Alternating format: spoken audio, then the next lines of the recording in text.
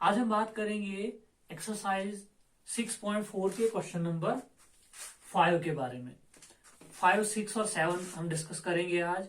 तो question number 5 क्या है? DEF are respectively the midpoints of sides AB, BC and CA of a triangle ABC. Find the ratio of area of triangle DEF and ABC. सबसे पहले जो इसने कहा है इसको हम फिगर में बना लेते हैं कि इसके हिसाब से, क्वेश्चन के हिसाब से फिगर क्या है। कह रहा है कि एक ट्राइंगल है हमारे पास एबीसी ट्राइंगल है। पहले इसको नाम दे देते हैं ABC। इसमें कह रहा है कि DEF जो है वो मिड पॉइंट्स हैं किस साइड के? ABC के, AB, BC और CA के। AB का मिड पॉइंट है D, यहां पे ले लेते हैं D। BC का मिड पॉइंट है E। अब हमें कैसे पता चला कि D जो है वो AB का मिड पॉइंट है? इसने कहा है DEF are respectively the mid points of sides AB, BC and CA। मतलब ये यहां पे कह रहा है कि DEF जिस ऑर्डर में ये लिखा हुआ है DEF, और आगे जो इसका ऑर्डर दिया हुआ है AB, BC और CA, इसका मतलब ये है, और बीच में यहाँ पे एक वर्ड लगा है रेस्पेक्टिवली, जिसका मतलब है जिस तरह से जिस ऑर्डर में ये लिखा हुआ है उसी ऑर्डर में आगे बात की जा रही है। D जो होगा वो AB का मिड पॉइंट होगा, E जो है वो BC का मिड पॉइंट, और F जो है वो CA का मिड पॉइंट है। F जो है वो CA का मिड पॉइंट है, या AC, दोनों में AC या CA एक ही डिस्टेंस है। तो अब हम इनको ज्वाइन करते हैं। सबसे पहले तो हमारे पास एक ट्राइंगल बनती है DEF। इसने कहा है, उसके बाद यहां तक कहा था find the ratio of areas of triangle DEF का रेशियो DEF और ABC, दोनों ट्राइंगल्स के एरियाज निकालने हैं, उनका रेशियो निकालना है। तो कैसे निकालेंगे हम? सबसे पहले हम देखेंगे, इस ट्राइंगल को लेंगे और ऊपर वाली ट्राइंगल को। क्यों? हमें रेशियो निकालना है। तो हमें क्या करना होगा? हम इजीली रेशियो निकाल पाए इसलिए हम क्या करेंगे, इस ट्राइंगल और इस ट्राइंगल को सिमिलर प्रूव करेंगे, ताकि जब हम सिमिलर प्रूव करेंगे उस वक्त हमारे पास जो साइड्स का, क्योंकि हमने पढ़ा हुआ है एरिया जो है, अगर दो सिमिलर ट्राइंगल्स हैं हमारे पास, उनके एरियाज जो हैं अगर उनका रेशियो किया जाए तो वो ट्राइंगल्स के जो प्रोपोर्शनल साइड्स होती हैं उनका रेशियो उसके रेशियो के स्क्वायर के इक्वल होता है। तो इसलिए हम क्या करेंगे, सबसे पहले इस ट्राइंगल और इस ट्राइंगल को सिमिलर प्रूव करेंगे। क्यों? देखिए, ये ट्राइंगल FCE ये सिमिलर है इस बड़ी ट्राइंगल के, और हमें अब ये और इसको कॉन्ग्रुएंट प्रूव करना है। अगर हम इसको DFE और FCE को कॉन्ग्रुएंट प्रूव कर पाए, इसका मतलब ये दो एक ही हैं, ये और ये एक ही ट्राइंगल है, और इसका और पूरी ट्राइंगल का एरियाज का रेशियो निकालेंगे, वो बिल्कुल सेम हुआ कि इसका और पूरी ट्राइंगल का रेशियो। तो देखते हैं, सबसे पहले बात करेंगे सॉल्यूशन में इन ट्राइंगल, इसकी बात करेंगे in triangle DFE and triangle FCE। इनमें हम सबसे पहले देखेंगे, हमारे पास जो ये है FE, इससे पहले हम थोड़ा सा यहां पे एक चीज को डिस्कस करेंगे। ट्राइंगल से पहले यहां पे हमने एक चीज नोटिस की होगी कि हमारे पास जो ये दिया है, इसने हम यहां पे लिख सकते हैं गिवन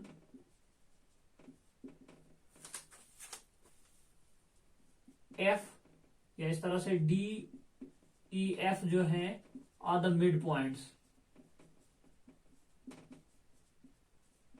मिड पॉइंट्स हैं किसके? मिड पॉइंट्स हैं ऑफ AB।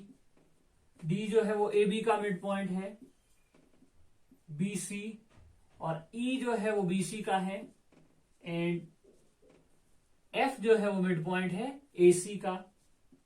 आगे लिखेंगे रेस्पेक्टिवली,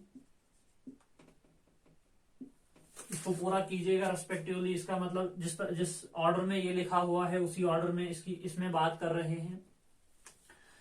अब यहाँ पे देखिए, अगर ये मिड पॉइंट है, हमने पढ़ा हुआ है, यहाँ पे मैं लिख सकता हूं, पहले मैं इस साइड को लूंगा, पहले मैं इस एबीसी ट्राइंगल को लूंगा in triangle ABC. ABC triangle की बात करते हैं, इसमें हमें क्या है, हम लिख सकते हैं, जो ये है हमारे पास, हम इसका रेशो करेंगे F C upon A F. ये आपको नेक्स्ट पॉइंट में पता चलेगा क्यों इसका रेशो कर रहे हैं। हमारे पास है A F upon F C, ये इक्वल है 1 के। क्यों इक्वल है? क्योंकि ये पॉइंट जो है मिड पॉइंट है, ये इसको और इसको इक्वली डिवाइड कर रहा है, इसका मतलब ये और ये साइड इक्वल है। तो हमने लिखा A F upon F C is equal to 1, and दूसरा जो है सीई, दूसरी side BE upon E C, ये भी 1 के इक्वल है क्योंकि ये भी मिड पॉइंट है इसका। तो हम लिखेंगे दोनों के राइट साइड में इक्वेशन 1 के इक्वल है, तो हम लिखेंगे A F upon F C is equal to BE upon E C. A F upon F C is equal to BE upon E C. हमने पढ़ी है एक थ्योरम कि अगर हमारे पास एक लाइन है, अगर वो इक्वली दो उसके जो ट्राइंगल के बीच से हम लाइन को पास कर रहे हैं, दो साइड को काटते हुए, अगर वो इन दो साइड्स को, इन दो पार्ट्स को, इनके रेशो जो है इस साइड और इस साइड इक्वल हैं, तो वो जो है लाइन पैरेलल होगी इसकी। तो हम लिखेंगे यहां पे देयरफॉर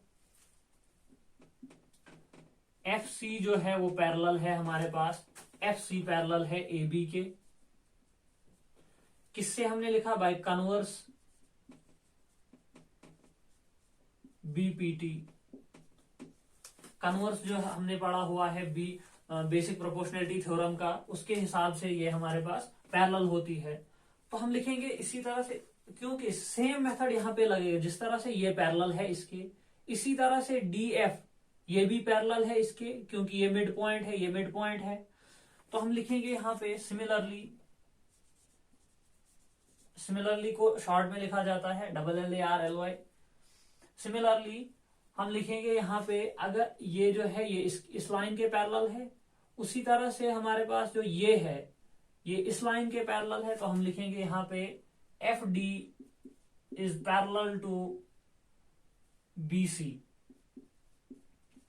और बच्ची हमारे पास ये भी उसी तरह से, जैसे ये मिड पॉइंट है, ये मिड पॉइंट है, तो इसमें भी अगर हम सेम उसी तरह से रेशो करें, BD upon DA is equal to BE upon EC, ये भी 1 के इक्वल आ जाएगा और ये भी पैरेलल हो जाती है इसी तरह से। और हम लिखेंगे यहाँ पे हमारे पास जो बचती है वो ये है BE, हमारे पास जो है DE वो भी पैरेलल है AC के। तो अब हमारे पास यहाँ पे अगर हम गौर से देखें तो हमारे पास यहाँ पे 3 चीजें आई, ये लाइन इसके पैरेलल है, ये लाइन इसके पैरेलल है और ये इसके पैरेलल है। तो हमारे पास यहाँ पे ये पैरेललोग्राम बनी, ये जो है हमारे पास ये पैरेललोग्राम बनी। हम इसको लिख सकते हैं therefore ADEF is a parallelogram. Parallelogram का शॉर्ट फॉर्म पैरेलल और उसके बाद 2 लाइंस पैरेलल GRAM। तो ये बनी हमारे पास पैरेललोग्राम।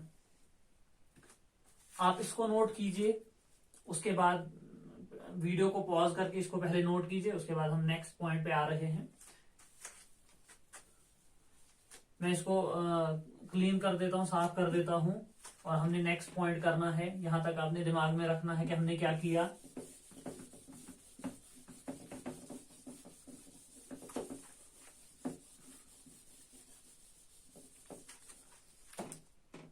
अब हमें पता चला कि ये जो है एक पैरेललोग्राम बनी, तो अब हमें इसको और इसको कॉन्ग्रुएंट प्रूव करना है। हम लेंगे इन ट्राइंगल FEC, हमारा आधे से ज्यादा काम हो गया, अब थोड़ा सा ही है।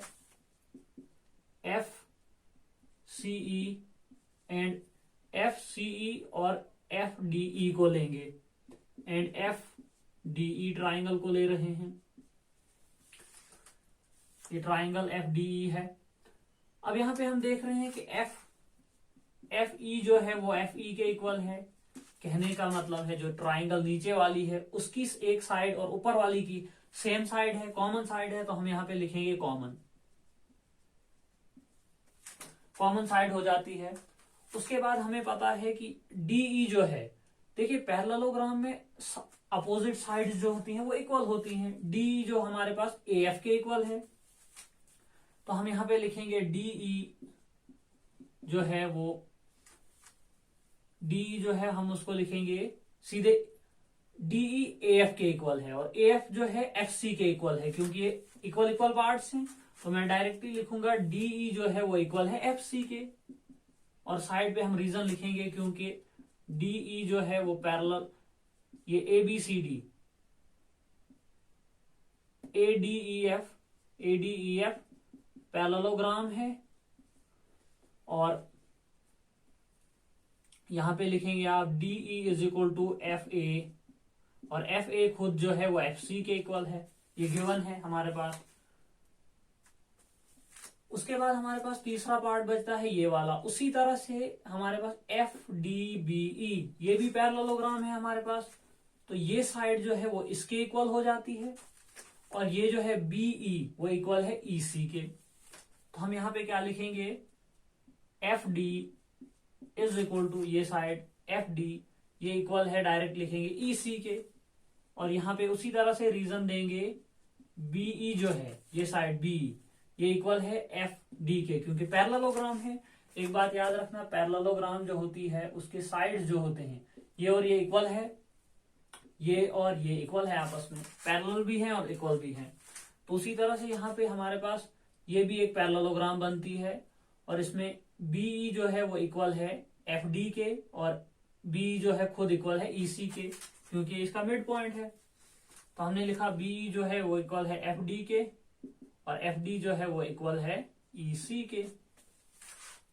तो हमारे पास तीन यहां पे बने, इसकी साइड, ये साइड इसके इक्वल, ये साइड इसके इक्वल, और ये साइड इसी के इक्वल एफ ई, ऊपर वाली ट्राइंगल और नीचे वाली ट्राइंगल की साइड्स आपस में इक्वल।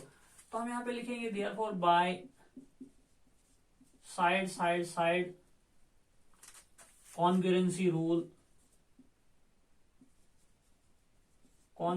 रूल ट्राइंगल हमारे पास जो है डी ई एफ वो हमारे पास कॉन्ग्रुएंट हो जाती है ऊपर वाली ट्राइंगल के। और यहां पे अगर हम देखें, ये साइड इस पे मैच कर रही है और ये साइड जो है इस पे मैच कर रही है, इसका मतलब इसको मैं टर्न करूंगा पहले, फिर इसके ऊपर रखूंगा, तो वैसे वे इक्वल आ जाएंगी। इसका मतलब ये साइड इसके ऊपर आ जाएगी, तो मैं लिखूंगा डी, तो डी जो होगा अगर मैं इसको टर्न करूंगा तो ई जो है, डी जो है वो ऊपर आ जाएगा और ई जो है वो इस पे आ जाएगा, क्योंकि डी जो है इस तरह से, डी साइड जो है वो इस पे आ रही है। तो ये कैसे आ सकती है, सिर्फ ऊपर करके नहीं, इसको पहले टर्न करना है फिर इसके ऊपर डाल देना है। तो हम लिखेंगे यहाँ पे ई पॉइंट जो है वो एफ के नीचे आएगा, और डी जो है वो सी के नीचे आएगा, हम लिखेंगे सी। ई जो है उसके सामने लिखना है हमने, वो एफ पे आ जाएगा, और एफ जो है वो ई पे आ जाएगा। ये हमारे पास दो ट्राइंगल्स कॉन्ग्रुएंट होती हैं। अब यहां पे हम देखेंगे ये दो हमारे पास कॉन्ग्रुएंट हो गई। अब बचता है हमारे पास, अब हमने एरिया निकालना है। एक और स्टेप है यहाँ पे, ये जो अब हम बात करेंगे फिर से ट्राइंगल्स की। अब हम बात करेंगे एफ ई सी और ए बी सी के बारे में, जिनका हमने रेशियो निकालना है। इसके बाद आएगा ये नेक्स्ट में हमारे पास ट्राइंगल, हम यहां पे लिखेंगे again in triangle A B C and triangle F E C. यहां पे हमें पता है कि देखिए ये जो है मिड पॉइंट्स, हमने पहले ही कहा ये लाइन इसके पैरेलल है, इसका मतलब बाय बेसिक प्रोपोर्शनलिटी थ्योरम ए सी अपॉन एफ सी वो इक्वल होगा बी सी अपॉन ई सी। तो हम लिखेंगे यहां से AC upon FC is equal to BC upon EC। तो हम यहां पे लिखेंगे by BPT, basic proportionality theorem. उसके बाद जब हमने ये लिखा, उसके बाद हमें पता है एंगल C जो है, हम लिखेंगे angle C is equal to angle C, या हम इस तरह से भी अगर कंफ्यूज होते हैं तो हम इसको लिख सकते हैं angle ACB is equal to angle FCE। Side पे लिख सकते हैं, कॉमन एंगल है। तो हमारे पास दो क्राइटेरिया पूरे हो गए, दो साइड्स प्रोपोर्शनल हैं और एंगल इनके बीच में इक्वल है। तो हम लिख सकते हैं by side angle side similarity triangle ABC जो है वो सिमिलर है ट्राइंगल FCE के।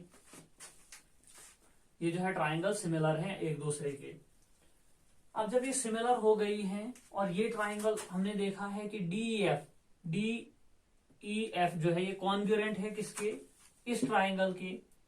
अगर ये और ये एग्जैक्टली सेम है और ये पूरी ट्राइंगल इसके सिमिलर है ऊपर वाली के, इसका मतलब इसके सिमिलर भी है। तो हम यहां से लिख सकते हैं Therefore, triangle ABC is similar to triangle D, यहां पे हमने लिखना है इसी तरह से DEF।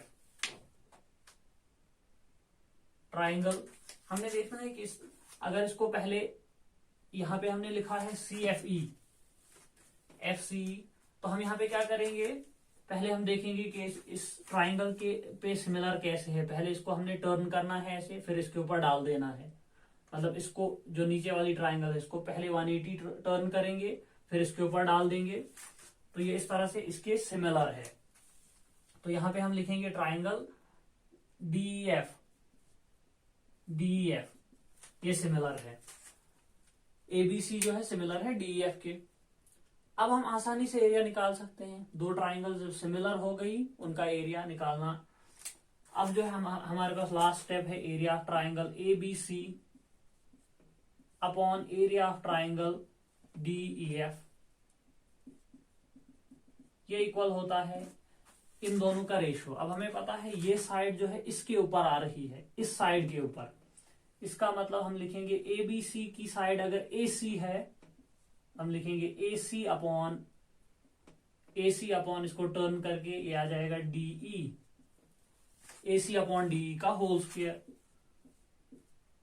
AC है हमारे पास, AC को लिख सकते हैं ट्वाइस FC के equal, twice FC upon DE जो है वो भी FC के इक्वल है। पहले ही हमने लिखा है DE FC के इक्वल का होल स्क्वायर। FC कैंसल, 2 का स्क्वायर आ जाएगा 4। ये निकल जाता है हमारे पास रेशो एरियाज का। ये क्वेश्चन हमारे पास कंप्लीट हो जाता है।